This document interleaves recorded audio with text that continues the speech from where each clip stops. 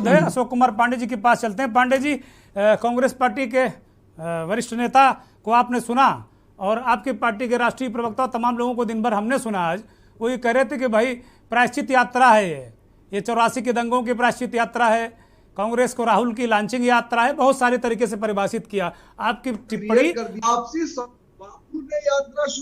RC साहब, अब पांडे जी को चर्चा में शामिल करते हैं, काफी देर से इंतजार कर रहे हैं, आपकी बात लगभग आ गई। पांडे जी, मैं दुर्गेश जी खाली एक शब्द से ही अपनी बात शुरू करना चाहूंगा। करिए। क्योंकि निश्चित तौर पर राहुल गांधी जी ने यात्रा शुरू की जनता से जुड़ने के लिए, मैं उनको साधुवाद देता हूं कि ये प्रयास उन्होंने जनता से जुड़ने के लिए किया और शायद इसीलिए यह माना जा रहा है कि ये लॉन्चिंग यात्रा है। मैं आदरणीय आलोक जी को बहुत सम्मान करता हूं और आलोक भदौरिया जी को मैंने बहुत ध्यान से सुना। पहला सवाल तो मैं उनसे भी पूछूंगा, आगे जब समय आएगा, क्रम आएगा तो मुझे उत्तर देंगे कि अगर ये निष्प्रयोज्य यात्रा है जिसका कोई लक्ष्य नहीं है तो ऐसी यात्रा की आवश्यकता क्या थी। लेकिन मैं एक बात कहना चाहूंगा, टुकड़े टुकड़े के ख्वाब वालों के मुंह में एक शेर याद आ गया मुझे। कहिए कहिए इरशाद, कहिए। के मुंह में भारत जोड़ो का भाव आ गया, लगता है कहीं भारत में चुनाव आ गया, लगता है भारत में चुनाव आ गया।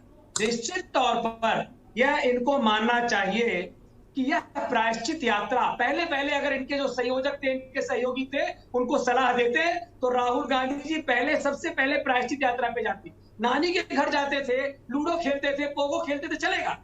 लेकिन आज अगर आप नानी को छोड़ दीजिए, वो दिवंगत हो गई महाराज, अब उनको प्रणाम करिए और प्रभु से प्रार्थना करिए, प्रभु अपने चरणों में जगह दें। नानी जी दिवंगत हो गई।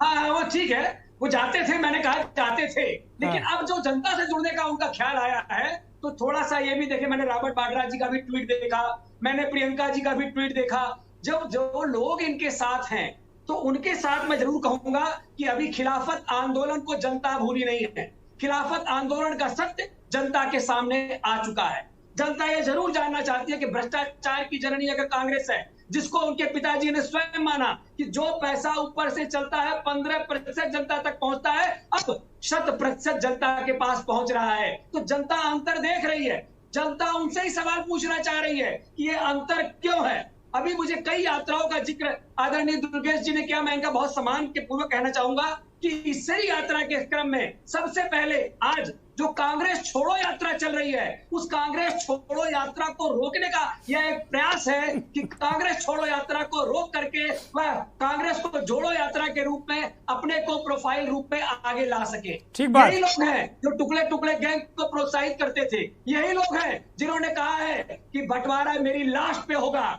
और इतना बड़ा झूठ जनता के सामने है। मैं बार बार ये कहना चाहता हूं कि आप सब लोगों को एक बार इसके लिए प्रायश्चित करना चाहिए। 84 ही क्यों, ऐसे बहुत सी चीजें हैं, चाहे वो भ्रष्टाचार की बात रही हो, चाहे इस देश को बंटवारे की बात रही हो, चाहे सोना गिरवी रखने की बात रही हो, चाहे देश को कश्मीर को अलग करने की बात रही हो, चाहे भेदभाव की बात रही हो, संप्रदायवाद को बढ़ाने की बात रही हो, सेकुलरिज्म के शब्द को लॉन्चिंग की बात रही हो, ऐसे बहुत सी चीजें हैं जिसके लिए सबसे पहले ठीक बात है अशोक जी, ठीक बात है। मैं कहना चाहूंगा कि सबसे पहले जनता के सामने प्रायश्चित के रूप में जाना चाहिए। जहां तक दूसरा प्रश्न आपने किया, उसका भी उत्तर मैं जरूर देना चाहूंगा। लॉन्चिंग के मामले में अगर मैं पूरे देश में किसी नेता का हृदय से सम्मान करता हूं तो माननीय मुलायम सिंह यादव हैं, जो चरखा दाव के स्पेशलिस्ट थे और उनका चरखा दाव पूरे विश्व में, पूरे देश में मशहूर था। लेकिन उन पर जनता का विश्वास था, जनता उन पर विश्वास करती थी। लेकिन आज जिन नेताओं का नाम आप लेकर के अभी चर्चा कर रहे थे,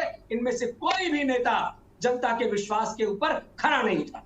ठीक बात। ये वो नेता लोग हैं जिन पे जनता को ये विश्वास टूट चुका है कि ये इनकी कथनी और करनी में कितना अंतर है। ठीक बात है, ठीक बात है। पांडे जी अभी लेवल की बात, एक मिनट, कांग्रेस प्रवक्ता ने लेवल की बात की कि हमारा लेवल गिर गया था, तब भी हमने 12 करोड़ दिया। अरे अभी आप और गिरे हुए हैं, उस गिरने के बाद आप और, चलिए गिरने पर चर्चा और भी करेंगे। बहुत तरीके से लोग गिरे हैं और गिरने का अलग अलग स्तर भी है।